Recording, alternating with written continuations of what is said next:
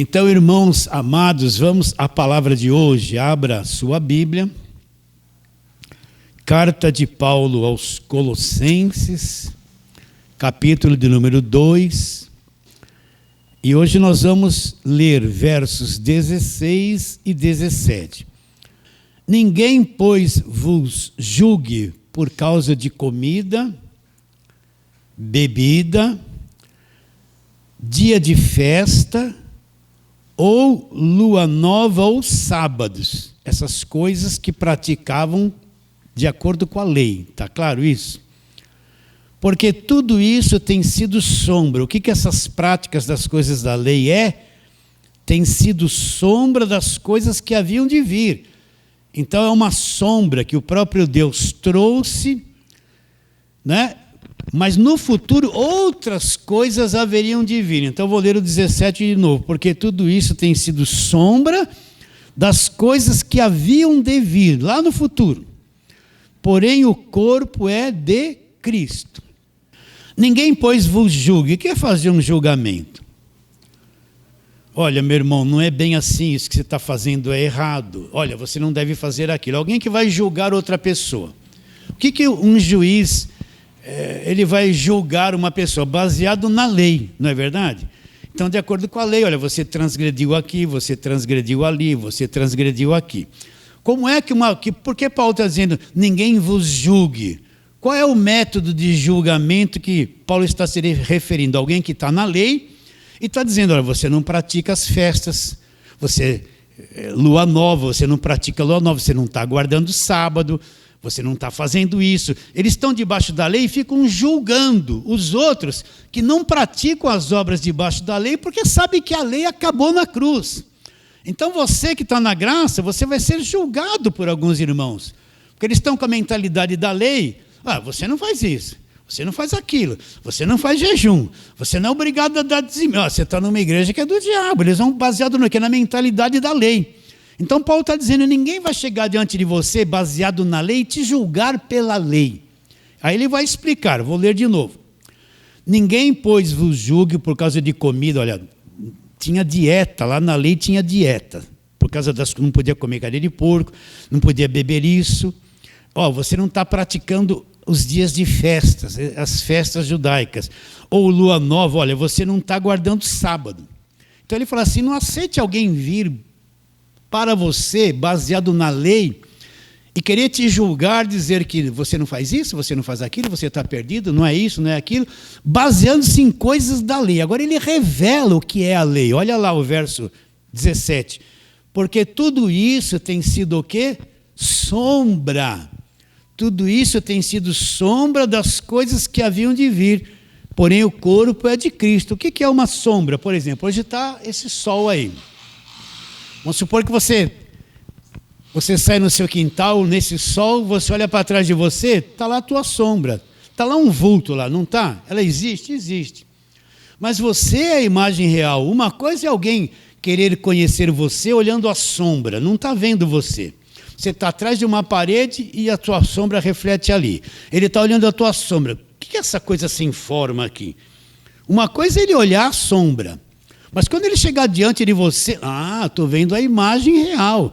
A imagem real é totalmente diferente daquela sombra que estava ali no chão. A sombra não tinha forma. Você tem forma, você é a imagem real. Então o que Paulo está dizendo?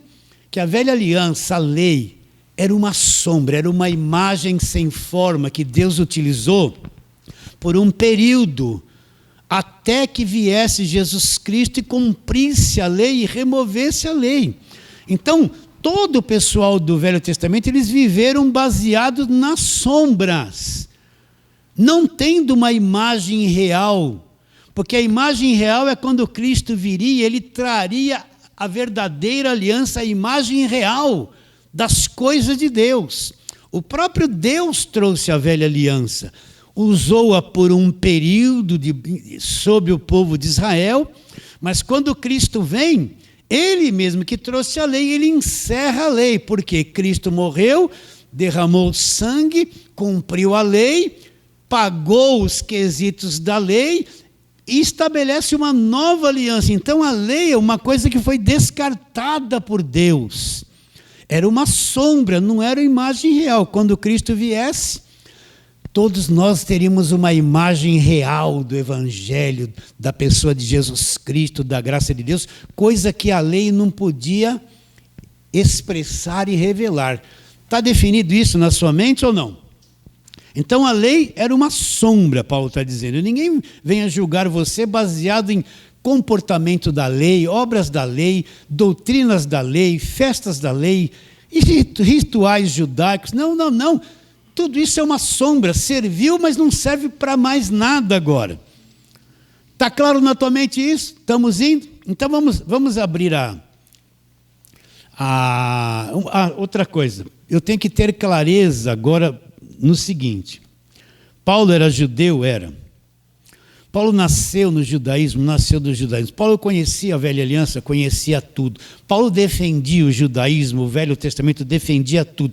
Paulo perseguia a igreja, queria matar, e tinha a igreja, o ensino sobre o evangelho da graça como uma coisa, uma falsa doutrina? Tinha. Mas um dia, Cristo apareceu para Paulo, ele caiu por terra e a ele foi revelado o evangelho da graça de Deus. Então eu preciso ter uma ótica de um judeu que nasceu no judaísmo, viveu muitos anos no judaísmo, praticou o judaísmo, foi contra o cristianismo, querendo matar aqueles que eram cristãos. Mas um dia teve um encontro com Jesus Cristo, e quando ele teve a revelação do evangelho da graça de Deus, quando ele olhou para a religião dele, ele viu uma religião de morte, de escravidão. Então, para mim ter clareza sobre isso que nós estamos falando, eu tenho que ter uma visão do que Paulo, como ele via o judaísmo e a velha aliança. Então vamos abrir segunda carta de Paulo aos Coríntios, capítulo número 3, nós já lemos muito isso aqui. Para ver como Paulo via a velha aliança, o judaísmo, todas aquelas práticas que eram praticadas e cumpridas lá, como ele via todos aqueles rituais e sacrifícios. Então, segunda carta de Paulo aos Coríntios, capítulo 3. Nós vamos ler a partir do verso 5. É muito importante você memorizar esses textos, saber onde está. Então, verso 5. Olha aqui a graça de Deus. Não que por nós mesmos sejamos capazes de pensar alguma coisa como se partisse de nós. Pelo contrário, a nossa suficiência vem de Deus, olha lá, o qual nos habilitou para sermos o quê? Ministros de onde? Do Velho Testamento? Não, ministros da nova aliança, o qual nos habilitou, nos tornou capazes para sermos ministros de quê? De uma nova aliança. Não da letra da lei, mas do Espírito, porque a letra da lei mata, mas o Espírito vivifica. Agora ele vai mostrar, na forma de ele compreender o Evangelho da graça de Deus, olhando para a lei, como é que ele via a lei. Presta atenção. E se o ministério da morte, olha o verso 7, como é que ele vê a lei? Ministério da morte, ela gravado com letras em pedras, se revestiu de glória, a ponto de os filhos de Israel não poderem fitar a face de Moisés, por causa da glória do seu rosto. Você sabe, quando Moisés subiu no monte, ficou 40 dias lá, na presença de Deus. Quando ele desceu, o seu rosto veio com brilho. A pele dele estava com um brilho. E quando o povo começou a olhar para Moisés, o povo começou a se assustar, porque eles viam Moisés, mas um brilho sair do rosto dele, e começaram a ter medo. Aí Moisés pôs um véu para esconder o brilho do rosto, quando ele ia conversar com as pessoas, para as pessoas não terem medo dele. Depois Paulo diz que esse véu é o que a lei fez no coração das pessoas, né? Mas vamos continuar a leitura. E se o ministério da morte, gravado com letras em pedras, se revestiu de glória, ao ponto dos filhos de Israel não poderem fitar a face de Moisés, lá, por causa da glória do seu rosto, ainda que desvanecente, era uma glória, um brilho que iria apagar, como não será de maior glória o ministério do Espírito? A segunda coisa que Paulo fala da lei, porque se o ministério da morte, porque se o ministério da condenação foi glória, em muito maior proporção será glorioso o ministério da justiça, que é o ministério do Espírito. Até aí, duas coisas que na ótica de Paulo, que era um judeu, cumpridor da lei, nasceu debaixo da lei, defendia a lei, perseguia os cristãos, entendeu o evangelho da graça de Deus. Quando ele olha para a religião dele, para Moisés, para os profetas, todo o Velho Testamento, ele falou: aquilo que eu acreditava, que eu seguia, é o ministério da morte e ministério da condenação. Por que Paulo fala que a lei é ministério da morte e da condenação? Porque a lei pedia para mim não cobiçar. E desde criança, quando você nasce, você já cobiça. Você cobiça um brinquedo, você cobiça. A lei fala para mim não ser mentiroso, mas a criança, antes de aprender qualquer coisa, ela começa a mentir para a mãe. Quebrou uma coisa, ela derrubou. Pergunta para ela: foi você? Ela fala: não, e foi ela. Então, nenhum de nós, nenhum ser humano, a não ser Cristo, tem condições de cumprir a lei. Por quê? Porque a nossa natureza é contrária à lei. Eu faço tudo ao contrário. Existe um programa na minha carne, é um programa maligno devido ao pecado. A minha carne está programado para me irritar, brigar, mentir, enganar, ter inveja, um monte de coisa. Ser ignorante, ser nervoso, está tudo aqui. E quando eu olho para a lei, eu não consigo cumprir aquilo. Então a lei, você não vai cumprir? Vou executar. A lei se tornou ministério da morte e da condenação. Você não vai cumprir? Está condenado. Então nenhum mortal poderia cumprir a lei. Então Paulo chama toda aquela coisa bonita do Monte Sinai. O rosto de Moisés brilhou.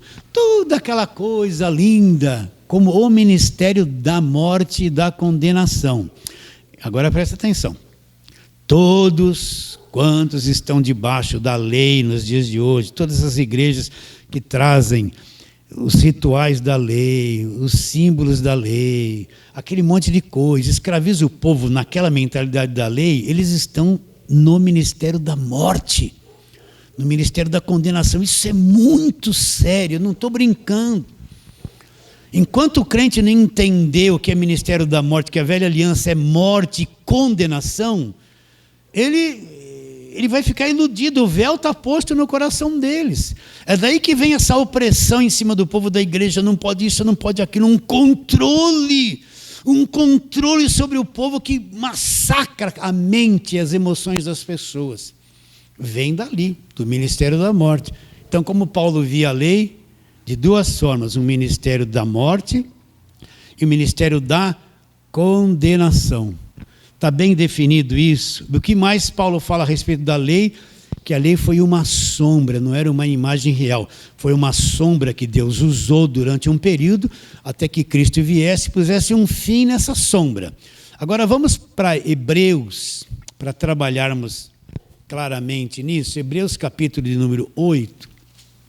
Hebreus 8.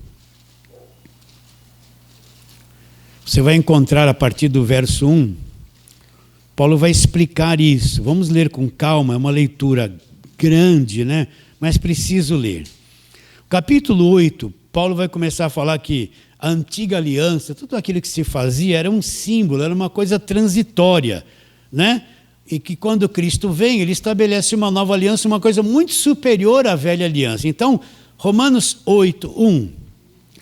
Ora, o essencial das coisas que temos dito é que possuímos tal sumo sacerdote que se assentou à destra do trono da majestade nos céus. Então o que Paulo está dizendo? Cristo agora não é como o sumo sacerdote do Velho Testamento. Cristo agora é um sumo sacerdote eterno, porque ele faz a obra eterna e perfeita. Ele se assentou nos céus, à direita da majestade nos céus. Então agora Cristo é o verdadeiro sumo sacerdote. Todos os sumos sacerdotes do Velho Testamento deixaram de existir, porque Cristo é o verdadeiro sumo sacerdote eterno, está à direita da majestade nas alturas. Está bem claro isso? Então acabou a questão de sacerdotes da lei, que faziam aqueles rituais religiosos. Tudo aquilo acabou. Continua a leitura.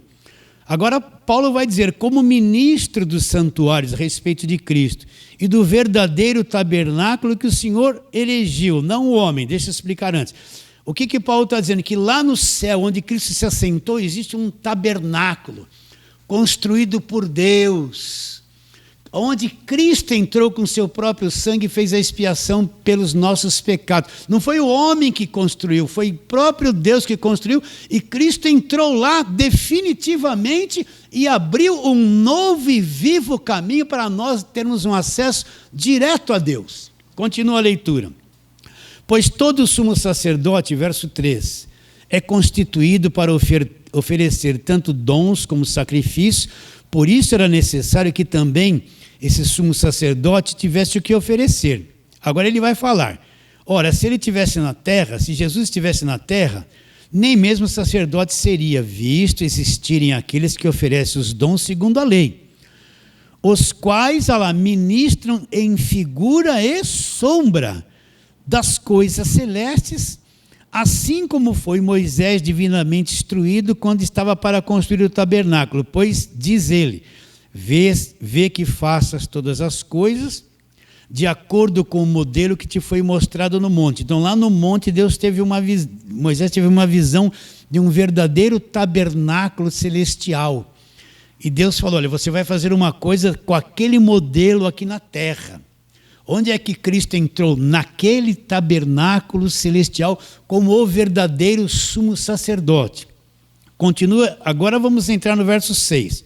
Olha, agora, com efeito, obteve Jesus ministério tanto mais excelente, quando ele é mediador de superior aliança, instituída com base em superiores promessas. Porque se aquela primeira aliança, olha a lei aqui, tivesse sido sem defeito, de maneira alguma estaria sendo buscado lugar para uma segunda. Então vamos resumir isso que nós lemos agora. O que Paulo está explicando? Que todos aqueles sacerdotes da velha aliança, aquilo acabou. Cristo é o nosso verdadeiro sumo sacerdote. Aquele tabernáculo e templo da velha aliança não tem mais razão de ser, porque Cristo entrou num tabernáculo no céu, celestial e eterno. Então, eu tenho que entender que todos aqueles símbolos, não é? Por exemplo, aquele cordeiro da Páscoa que foi morto e passou o sangue nos umbrais da porta. Aquilo era um tipo do futuro que Cristo viria. Ali na Páscoa eles foram libertos fisicamente do Egito, mas não foram libertos da condenação e do pecado. Agora, quando Cristo vem, ele vai ser o cordeiro que vai libertá-los da escravidão e do pecado. É totalmente diferente. Então, aquele cordeiro de Êxodo 20, da Páscoa, tudo muito bonito, era só um símbolo, um tipo, um ritual, uma alegoria, que mostrava que lá na frente Cristo viria e faria uma obra perfeita, coisa que aquele cordeiro, quando eles foram libertos do Egito, não fez uma obra perfeita. Entende? O cordeiro da Páscoa, aquele cordeiro de Isaac, antes da lei, Deus pediu para Isaac, dá teu filho, teu único filho, vai no monte lá e faz o sacrifício. Abraão foi lá, na hora de sacrificar Isaac, o que aconteceu? Deus falou para Isaac para Abraão não sacrificar, porque sabia que ele cria em Deus. E o que aconteceu lá para substituir Isaac? Um cordeiro amarrado pelo chifre lá, que Deus proveu. Então esse cordeiro que fez com que Abraão não precisasse sacrificar o seu próprio filho, é um tipo de Cristo que viria lá na frente. E libertaria o povo, libertaria Isaac, libertaria todos nós. Não é? Aquele monte de sangue que derramava na velha aliança, tudo era um símbolo, ritual, uma sombra. Eles tinham que matar animais constantemente, fazer sacrifícios constantemente. Quando Cristo vem, a imagem real vem. O sangue dele é o sangue do Novo Testamento. Ele vai para a cruz e vai pôr um fim em todos aqueles rituais. Então, todos aqueles símbolos, aqueles tipos de Cristo do Velho Testamento, quando Cristo vem, deixa de ser. Aquela sombra acabou. Cristo é a imagem real que veio fazer a verdadeira obra de redenção, de salvação e de libertação. Está claro isso na tua mente? Firme? Agora olha que Paulo fala. Verso 6, né? Agora, com efeito, obteve Jesus ministério tanto mais excelente. Então, o ministério de Jesus, o que ele fez, é uma coisa muito mais excelente do que se fazia na velha aliança. Olha lá, quanto ele é mediador. Agora ele passou a ser o mediador de superior aliança, né? Mediador de superior aliança com base em superiores promessas, ou seja, a nova aliança é uma coisa superior ao Velho Testamento e as promessas da nova aliança são superiores àquilo que foi prometido na velha aliança, na lei. Então, Cristo é o mediador dessa superior aliança com base em superiores promessas. Agora, olha aqui, isso aqui é uma bomba, né? Ele diz, porque se aquela primeira aliança tivesse sido sem defeito, então ela tinha defeito, tinha. De maneira alguma estaria sendo buscado lugar para uma segunda. Então, o que Paulo está dizendo? Que aquela primeira aliança, ainda que tenha sido dada por Deus, que era uma sombra, era uma coisa defeituosa, porque não podia libertar as pessoas, não podia ninguém fazer nascer de novo, não quitava a dívida de ninguém. Então foi uma coisa defeituosa, uma religiosidade com rituais defeituosos. Porque se não fosse, não precisava Cristo fazer uma nova aliança. Como era uma coisa defeituosa, agora Cristo vem, cumpre a lei, derrama o sangue, estabelece uma nova aliança e traz uma aliança perfeita e eterna, que não tem mais fim, que é conhecida através do Evangelho da graça de Deus. Então, toda aquela coisa que se fazia no Velho Testamento, aquela mentalidade judaica, aquilo tudo era uma coisa defeituosa, era bonito. Deus não fez cair pão do céu, maná fez, não abriu o mar, Deus fez milagres extraordinários. Mas ainda assim, aquela aliança era uma coisa defeituosa e tinha um fim. Quando Cristo vem, no sangue dele derramado na cruz, estabelece um novo testamento, uma nova aliança, o que acontece? A velha aliança defeituosa é removida e a nova aliança perfeita é estabelecida. E como eu conheço isso? Através da revelação do Evangelho da graça de Deus. Então, Deus remove a sombra agora. Está claro isso? A velha aliança, a sombra, foi removida agora. Está entendendo ou não? Então, vamos para frente. Vamos lá, Hebreus capítulo 10 agora. Hebreus 10. Vamos ler ali o que Paulo vai explicar. Leia e entenda. Vamos ler devagar para ficar bem claro no nosso coração. Ora, visto que a lei tem sombra dos bens vindouros. Olha aqui, ó. A lei o quê? Sombra dos bens vindouros. Nunca jamais pode tornar perfeitos os ofertantes com os mesmos sacrifícios que ano após ano perpetuamente oferece. O que ele está dizendo? Que todo aquele ritual da lei, aquele sacrifício, não podia mudar o coração, não podia trazer um novo nascimento, não podia aperfeiçoar ninguém, não podia ter efeito na vida do pecador e tirar ele da escravidão. Ele continua, de outra sorte não teriam cessado de ser oferecidos. Não, vou ler de novo. Ora, visto que a lei tem sombra dos bens vindouros, não é a imagem real das coisas, nunca jamais pode tornar perfeitos os ofertantes com os mesmos sacrifícios que ano após ano, perpetuamente, eles oferecem. De outra sorte, não teriam cessado de ser oferecidos, porquanto os que prestam culto, tendo sido purificados uma vez por todas, não mais teriam consciência de pecados. Entretanto, nesses sacrifícios, faça recordação dos pecados todos os anos. Agora presta atenção. Porque é impossível que o sangue de touros e de bodes remova pecados. É impossível. Então, quer dizer, pastor, que toda aquela matança de animais, aquele sangue derramado, aquele sacrifício, nunca pôde remover a culpa. Nunca. Por isso que é chamado ministério da morte. Quer dizer que aquilo que eles praticavam nunca teve um efeito de salvação legítima, verdadeira na vida deles. Nunca. Nunca mudou nada. Estão entendendo? Continua. Por isso, olha lá, por isso ao entrar no mundo, agora Cristo, ó, por isso ao entrar no mundo diz, o próprio Deus dizendo, sacrifício e oferta não quisestes, antes um corpo me formaste. O que está explicando aqui? O próprio Deus chegou a um tempo que falou assim, não quero mais sacrifícios, não quero mais ofertas. Agora Cristo vai vir ao mundo, então foi preparado um corpo para Cristo vir e entrar aqui no mundo. para ser o verdadeiro Cordeiro de Deus que tira o pecado do mundo. Olha lá, sacrifício e oferta não quiseste, antes um corpo me formaste. Não te deleitastes às coisas da lei, com holocaustos e oferta pelo pecado. Então disse eu, Cristo dizendo, eis aqui estou no rolo do livro, na velha aliança, está escrito a meu respeito, para fazer, ó Deus, a tua vontade.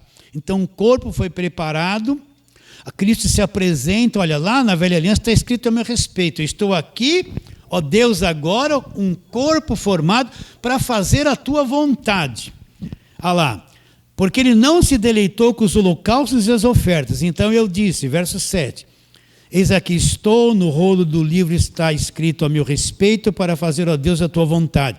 Depois de dizer como acima, sacrifícios e ofertas não quisestes, nem holocaustos e oblações pelo pecado, com isso te deleitaste, coisas que oferece segundo a lei. Então ele acrescentou, eis aqui estou para fazer, ó Deus, a sua vontade. O que vai acontecer de Cristo fazendo a vontade de Deus? Olha lá, remove o primeiro pacto, remove o primeiro pacto. Acabou o primeiro pacto. Para estabelecer o segundo, resumindo. Todos aqueles sacrifícios e rituais que eles praticavam na lei, aquele sangue derramado, não serviu para nada. Deus se cansou daquilo que Ele mesmo deu para eles fazerem. Ele falou, agora eu não quero mais. Preparou um corpo para Cristo, Cristo veio ao mundo, e agora Ele vai ser o sacrifício perfeito. E Ele vem no mundo para fazer a vontade de Deus. O que Ele vai fazer? Remove a primeira aliança, para estabelecer uma segunda aliança. Então a sombra foi removida, meus irmãos. Vocês estão entendendo isso? Isso é cansativo de ficar explicando e falando, mas só pelo Espírito você pode entender. Então, aquele que tem a mentalidade da lei, uma igreja estruturada no Velho Testamento, que vive praticando aquelas coisas todas, que é a maior parte daquilo que você vê hoje. Eles estão no ministério da morte, no ministério da condenação. Eles estão trazendo coisas que o próprio Deus eliminou e pôs um fim. Eles querem se achegar a Deus por um meio da lei que o próprio Deus aboliu e não quer mais. Que se pratique aquilo. Ao invés de eles se achegarem a Deus pelo sangue de Jesus, o novo e vivo caminho, eles estão querendo se achegar a Deus por prática do judaísmo, uma coisa que o próprio Deus acabou, pôs um fim, e não quer mais que as pessoas se relacionem com Ele baseado nisso. Ele tirou a sombra, então ali foi uma sombra. Agora Deus removeu a sombra. Se eu viver debaixo dessa sombra, eu estou preso no ministério da morte. Se eu viver debaixo do evangelho da graça, eu estou preso à vida, ao Espírito, à nova aliança. Por isso que essa divisão velho e novo é importante a pessoa saber. Aí vai determinar se ela está salva ou não. Se ela realmente crê de verdade ou não. Porque se ela está na velha aliança, ela pode ter fé, mas não é a fé produzida pelo conhecimento do evangelho da graça de Deus. Ela está com aquela fé antes da cruz, ainda antes da cruz. Entende isso? Então olha que coisa grande, quando o João Batista disse, olha o Cordeiro de Deus que tira o pecado do mundo. João Batista era filho do sacerdote, sumo sacerdote Zacarias.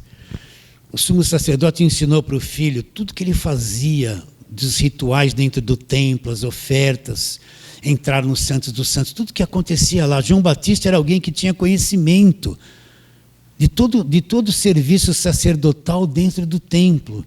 Ele conhecia muito a lei, mas quando ele olhou para Jesus, veio a revelação, ele disse o quê de Jesus?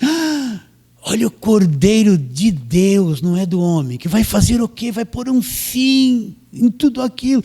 Esse Cordeiro de Deus não é aqueles cordeiros animais, bichos que eram oferecidos. É um Cordeiro de Deus, Deus em forma de homem. Ele vai tirar o pecado do mundo, vai acabar essa religião judaica, vai acabar o sacerdote, vai acabar tudo aquilo. Olha, Ele é o Cordeiro de Deus que vai tirar o pecado do mundo, a culpa. E ele tirou ou não tirou? Se na cruz ele não tirou, então tudo que ele fez não teve valor algum. Agora ele tirou de quem? Daqueles que acreditam. Se torna eficaz isso na vida deles. Já acabou. Então não dá para viver com a mentalidade do Velho Testamento. Vocês estão entendendo? Não dá para viver com essa mentalidade. Alegrei-me quando me disseram, vamos para a casa do Senhor. Não está dito isso lá nos Salmos? Ele ficou alegre quando ia para a casa do Senhor. O que tinha na casa do Senhor na mente dele? Ir lá para o templo, lá era um lugar que ele entendia que Deus morava. Dá para você se alegrar para ir para a casa do Senhor? Não, a casa do Senhor somos nós. Nós somos o santuário de Deus, nós que temos o Espírito de Deus, nós não vamos para a casa do Senhor. Na nova aliança, nós somos o lugar de habitação do Senhor. Não é mais um templo, uma construção, um lugar que tem parede, telhado, eu vou lá, como se Deus tivesse um cantinho, ele morasse lá. Aí quando entra lá, ele fica contente que eu fui na casa dele. Essa é a visão da velha aliança.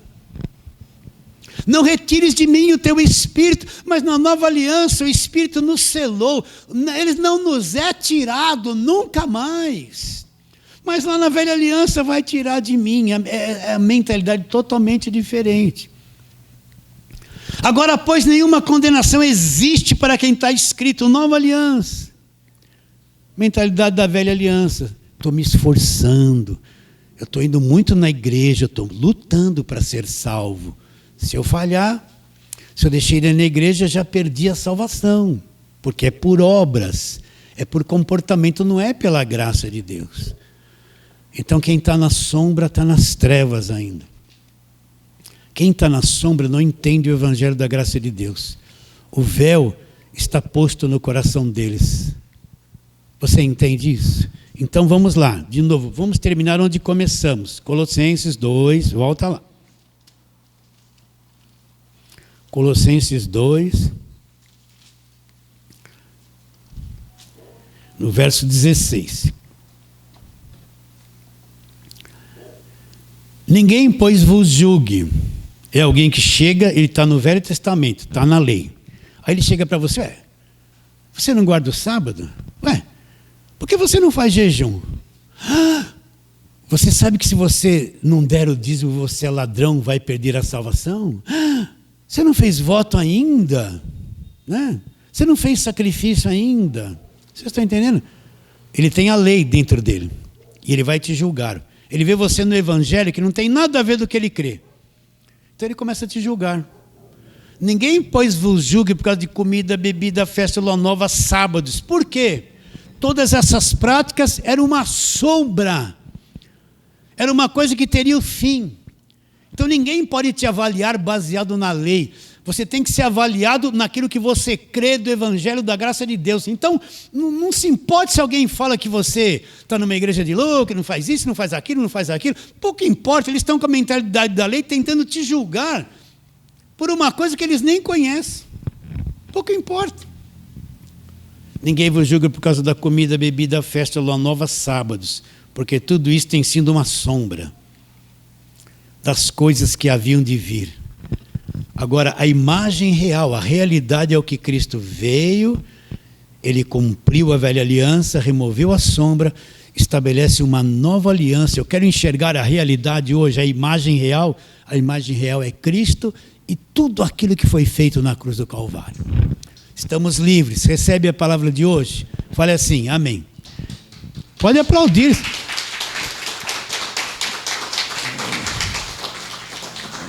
Vocês começaram a aplaudir, né? É ele que está puxando lá, o pentê ali, ó. Estou brincando. Vamos ficar em pé, vamos. Estou brincando, viu, meu irmão? O pentê é o pentecostal. Estou brincando, vamos orar. Senhor, nós te adoramos profundamente, porque o véu foi removido, a velha aliança acabou na cruz. O ministério da morte, o ministério da condenação acabou na cruz. Nós já passamos pelo véu.